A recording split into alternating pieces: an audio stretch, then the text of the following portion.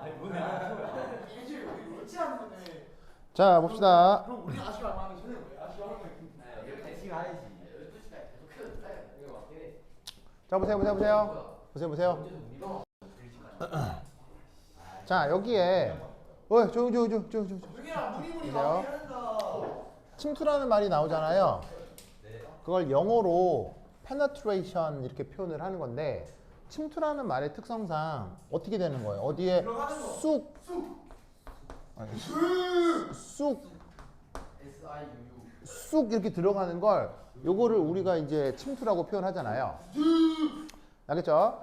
자, 그래서 그거를 위해서 뭘 그릴 거냐면 핵 근처 영역에서 이 레디얼 디스트리뷰션 펑션을 다시 한번 살펴볼 거예요. 알겠죠? 자, 핵이 어디냐면 여기잖아요. 여기. 여기서 레디얼 디스트리뷰션 펑션을 다시 한번 살펴볼 텐데, 그게 핵 근처 영역이라고 하면 여기까지 요거. 그래서 여기서부터 여기까지를 이걸 핵 근처 영역이라 해보자 이런 말이죠. 그 핵 근처 영역을 이렇게 확대해 놓은 거예요.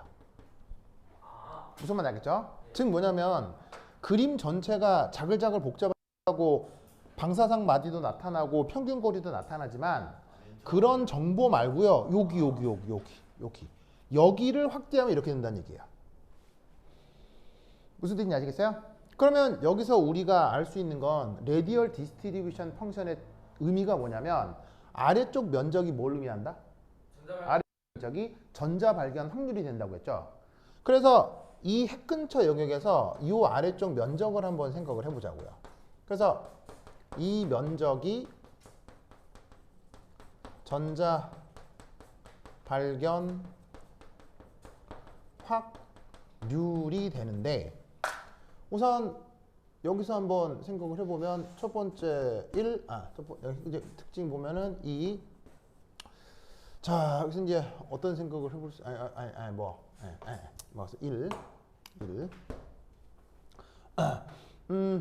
핵 근처는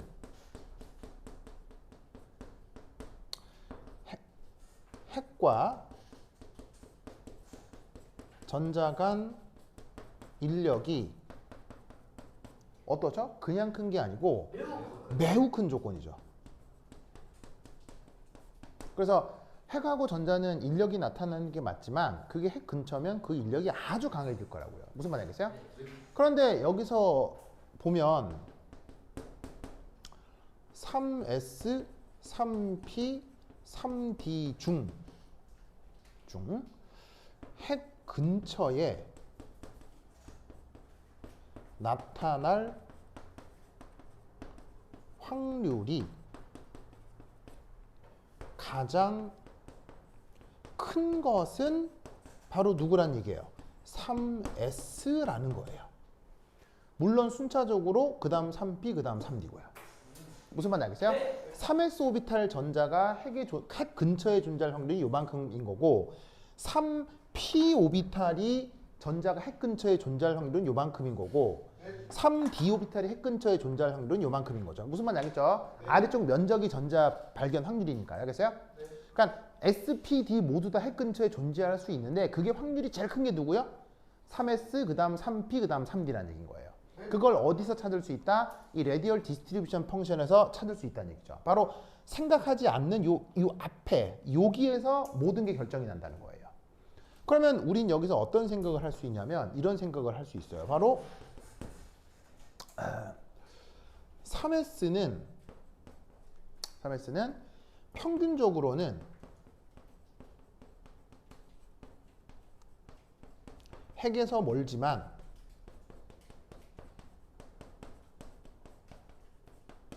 핵 가까이 존재할 확률이 큰 거죠. 그래서 이 둘이 균형을 이루게 되는 거예요. 균형을 이루어 그래서 3D와 에너지가 같아지는 거죠. 무슨 뜻인지 아시겠어요? 3P도 마찬가지고요. 네. 그러면 저거는 그냥 침투 효과만 봤을 때 그래프. 네, 침투 효과만 봤을 때 그래프가 저렇게 되는 거예요. 그래서 침투 효과가 제일 큰 건 누구예요? 3S인데 3S는 그런데 거리 핵에서 평균적인 거리는 멀잖아요.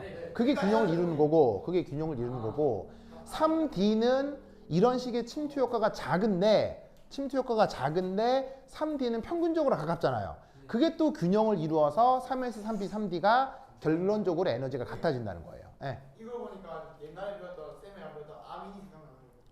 아 뭐요? 1차 아민, 2차 아민. 아 그런가요? 네. 비슷하잖아요. 네, 예, 그러네요. 예, 맞아요. 무슨 말 알겠죠? 이해하셨어요? 네. 됐죠? 그래서 이 덕에 우리는 어떤 표현을 하냐면 이런 표현을. 자, 여기까지 썼어요? 자, 썼죠? 썼죠? 자, 썼어요? 아, 빨리 쓰세요. 자, 빨리 쓰세요.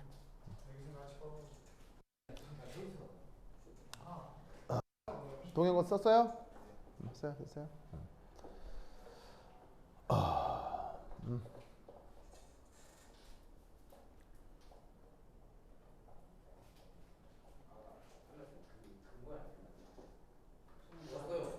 다 썼습니까? 썼죠. 그래서 이때 여기에 우리는 어떤 설명을 쓰냐면 이런 설명을 씁니다. 자, 여기 지울게요. 지울게요.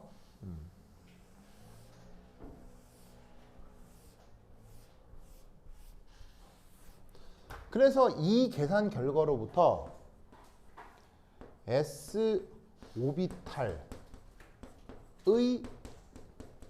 특별함이 있어요. 자, 뭐냐면 첫 번째 1. 핵 근처 영역에서 전자 발견 확률이 크다는 거죠. 뭐 가장 크다는 거죠. SPD 중에서는. 그러면 또 뭐?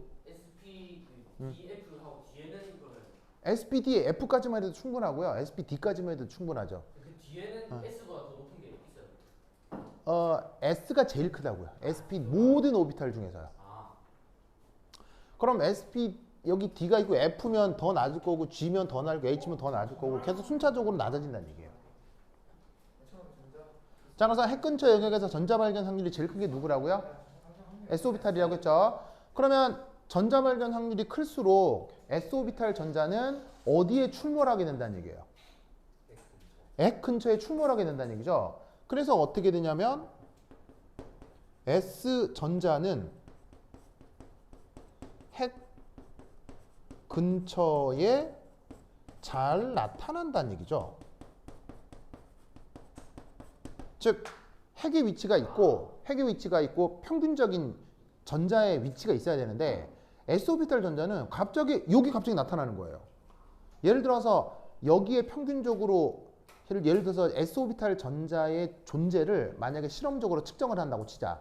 그러면 10번 측정했을 때 7, 8번은 평균 거리에 보통 측정이 되는데 갑자기 두세 번 정도 핵 근처에 갑자기 나타나는 거예요. 갑자기 두세 번 정도. 그러면 P오비탈은 한두 번 정도, D오비탈은 0번에서 1번 정도 핵 근처에서 발견된다는 얘기예요. 무슨 말인지 알겠어요? 여러 번 측정을 반복하면. 그러면 갑자기 난데없이 여기 있어야 되는데 난데없이 여기 뿅 나타나는 거 아니에요. 여기 있어야 되는데 뿅. 이걸 동영상으로 표현하면 어떻게 되겠어요? 바로 S전자는 핵 가까이 침투한다 라고 말을 만들어 붙이는 거예요. 그래서 나타나는 말이 침투 효과예요. 그냥 확률적으로 핵 근처에 전자 발견 확률이 높았던 건데 그걸 동영상으로 표현을 하는 거예요. 예, 뭔가 쑥 들어갔으니까 거기 있겠지라고 말을 만드는 거예요. 이렇게 되죠. 무슨 뜻인지 알겠죠? 무슨 뜻인지 아시겠습니까? 그래서 이때 이런 말을 쓰기도 합니다. S 오비탈은 전기 음성도가 크다 누구보다 P, D, F보다. 저런 말을 쓰기도 합니다. 여러분, 전기 음성도의 뜻이 뭐예요? 전기 음성도의 뜻이 전자를 뭐 하는 성격이에요? 전자를 끌어당기는 성격이죠. 그럼 잘 봐. S오비탈 전자는 핵 가까이 갑자기 나타난다고 했죠. 그럼 왜 핵 가까이 갑자기 들어올까? 누군가 끌어들이니까 핵 가까이 들어오나 보다 라고 말을 만들 수 있잖아요. 그럼 누가 끌어들인다라고 하지? 아, S오비탈이 있으니까 S오비탈이 끌어들인다라고 말을 만들면 되겠구나 라고 해서 이 침투 효과를 결국에는 PDF보다 S오비탈의 전기음성도가 더 크기 때문이다 라고 말을 만드는 거예요. 무슨 말 알겠죠? 그래서 이런 효과를 우리가 뭐라고 부른다? 침투 효과라고 하는 것입니다. 무슨 말 알겠죠? 그러면 아까 줬던 그 기출문제 한번 봐봐요. 기출문제 찾았어요? 찾았어요? 자, 그 기출문제 서술형 4번의 괄호 1번을 보시면 서술형 4번의 괄호 1번을 보시면 다음은 수소 원자의 3s 3p 오비탈의 방사방향 확률 분포이다. 찾았습니까? 그럼 여기에 지금 내가 그린 3s 3p 여기 다 있잖아요. 3D만 빼고 다 그려놨잖아요. 그럼 여기서 NS 전자는 SP, NP, ND에 있는 전자보다 핵 가까이에서 발견될 확률이 높다. 그 이유를 서술하시. 이거 그리면 된다고 그냥. S오비탈의 침투 효과. 이거 그리면 된다고. 이거 그리면 된다고. 거기 있잖아. 그러면 나오잖아. 이 여기를 확대하면 이 그림 되는 거야. 알겠어요? 그리고 내가 썼던 말 그대로 쓰면 돼요. 무슨 말 알겠죠? 그냥 이 그림 그리면 된다고. 이 그림 딱 그리면 된다고. 이 그림 이해했죠? 여기를 확대해서 그린 거라고. 그래서 요 S오비탈의 색 근처 영역에서 전자 발견 확률 혹은 아래쪽 면적이 가장 높기 때문에 침투 효과가 나타난다 라고 말을 쓰면 된다고요. 아시겠죠? 그렇죠? 요거 잘 기억해 두시기 바랍니다. 됐죠? 자, 그 다음 아까 저 누구야? 저기 시연이가 질문했던 것 중에 요게 있네요. 자, 예를 들어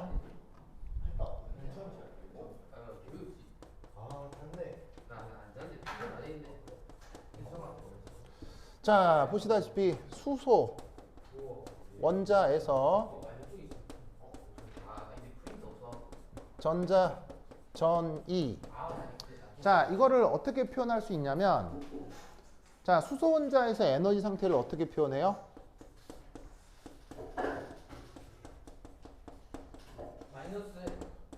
이 n은 마이너스 n 제곱분의 HCR Z 제곱이잖아요. 그죠? 자, 그런데 전자 전이 시 에너지 차이. 자, 전자 전이 시 에너지 차이 어떻게 생각하면 되냐면 델타 E라고 쓰고 EN2 빼기 EN1 이렇게 쓰면 되겠죠? 보이세요? 그럼 이때 N1, N2가 뭘 의미하는 거냐면 예를 들어서 요 N1이 처음 상태라고 하고 요 N2가 최종 상태라고 합시다. 그래서 주양자수 N1에서 N2로 변한 거예요.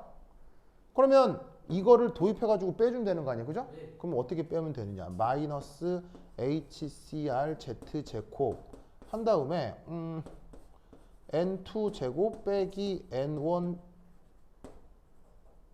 제곱 이렇게 쓰면 되겠죠? 맞나요? 무슨 말 알겠죠? 이때 여기서 3 델타 E가 빛 에너지로 전환된다고 칩시다. 그럼 빛 에너지로 전환됐을 때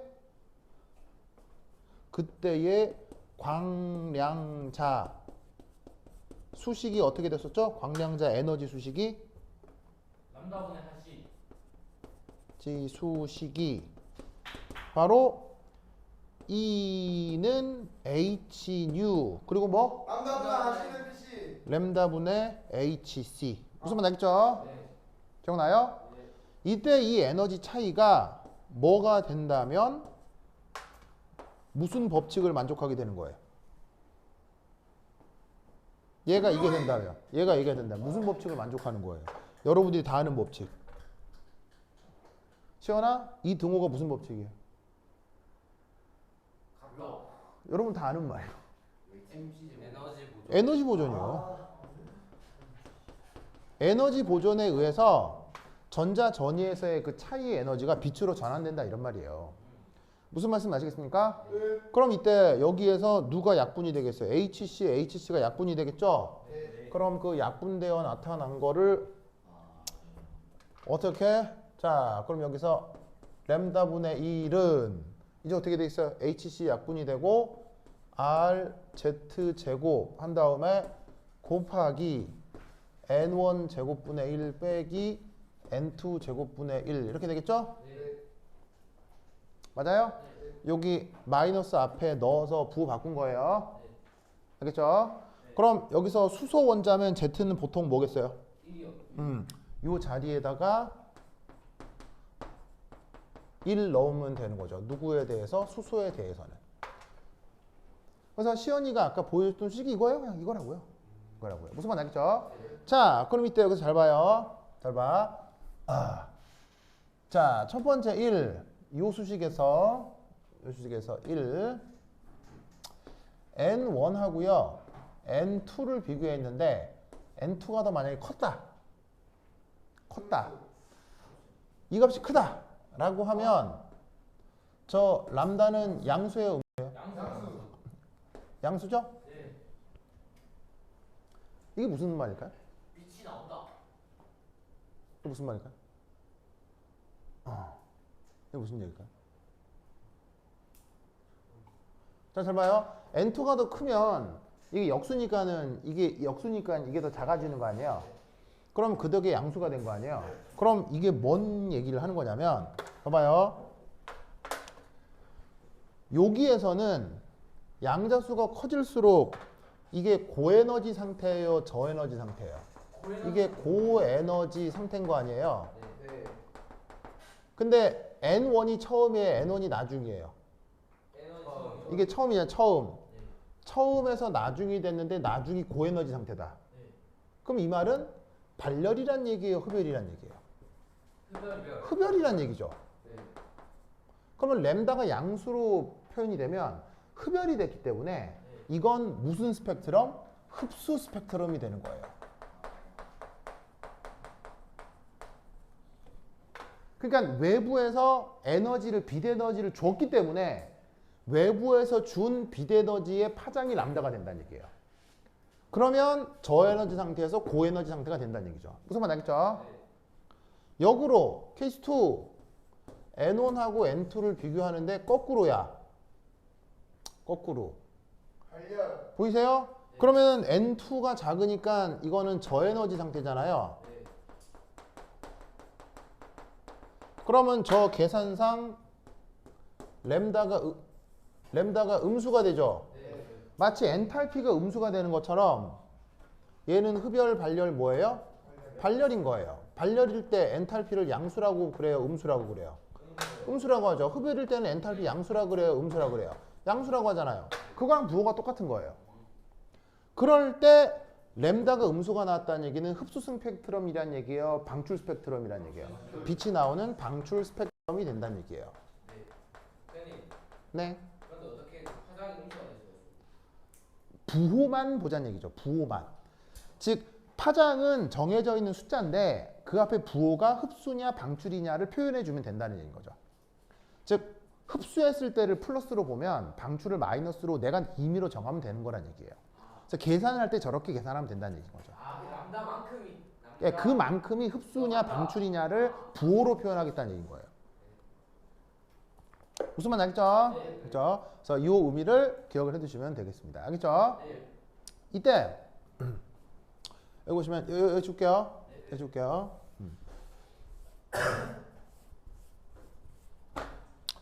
요 수식 있죠? 요 수식을 다르게 어떻게 표현하기도 하냐면 이렇게 표현하기도 해요. 이렇게 표현하기도 합니다. 보이세요?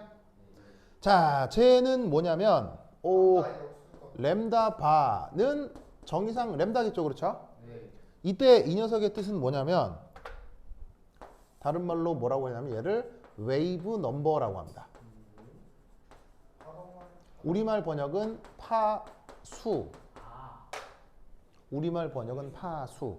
파장을 역수를 취한 겁니다. 무슨 말 알겠어요? 그 파장을 역수를 취한 것은 자, 잘 봐요. 이때 당연히 에너지하고요. 자, 에너지는 무슨 에너지냐면 광량자 에너지잖아요. 그 광량자는 자, 비례할 겁니다. 누구랑 비례할 거냐면 뉴 이름이 뭐죠? 진동수죠. 그런데 저렇게 파수라는 걸 정의하면 뭐하고도 비례하는 거예요? 파수하고도 비례하는 거예요. 그래서 진동수가 커질수록 광량자 에너지는 커지는 거죠. 그러면 파수가 커져도 광량자 에너지는 커진다라고 얘기하면 되는 거예요. 무슨 말인지 알겠어요? 그래서 파수는 바로 뭐다? 진동수를 표현하는 또 다른 방법이에요. 무슨 말인지 알겠죠? 그러면 이 파수를 한번 표현을 해보자. 파수를. 자, 얘라 만약 자 퀴즈 램다가 만약에 500 나노미터다. 그러면 램다 바는 자 어떻게 하면 되겠어요? 그냥 역수 취하는 거야. 그냥 역수 알겠어요? 역수 취해 볼게요. 그럼 어떻게 하냐면 솔루션 램다 바는 이게 역수 취해요. 그러면 500 쓰시고요. 자 나노미터는 10의 마이너스 몇 승이죠? 10의 마이너스 9승이잖아요. 맞죠? 마이너스 9승이죠? 그러면 이때 얘를 자 어떻게 쓸 수 있냐면 500이라고 쓰고요. 10의 마이너스 9승이니까 10의 마이너스 7이라고 쓰고 센티미터로 쓸 수 있죠. 맞습니까? 맞아요? 그럼 이때 위아래 2를 곱하는 거죠. 2. 자 곱해 주시면 위쪽은 2 센티미터의 역수가 되고 아래쪽은 값이 뭐가 됩니까? 곱하면은 청이니까 10의 마이너스 4승이 나오겠죠? 10의 마이너스 4승이 나오겠죠? 맞아요? 그러면 얘를 다르게 표현하면 2만 센티미터 역수가 되는 거예요. 무슨 말 알겠어요? 2만 센티미터 역수. 아시겠어요? 그러면 답은 뭐냐면 이 경우 램다 바는 2만 센티미터 역수인데 이 센티미터 역수가 뭐다? 그냥 일종의 에너지 표현이라고 생각하면 된다는 얘기인 거예요. 왜냐하면 뭐하고 비례할 테니까요? 광량자 에너지랑 비례할 테니까요. 그래서 광량자 에너지를 표현할 때 웨이브 넘버라는 개념을 도입하는데 관습적으로 센티미터 역수의 단위를 많이 써요. 그게 여러분 학교 선생님 프린트에 나와 있는 거예요. 센티미터 역수는 뭐다? 파장을 역수로 취한 거고 의미는 광량자 에너지를 뜻한다. 무슨 말인지 알겠죠? 시원하겠어요? 그래서 이렇게 에너지를 단위 변화를 이렇게 해주시면 돼요. 오케이, 됐다. 그럼 여기까지. 다음 시간에 만나요. 안녕.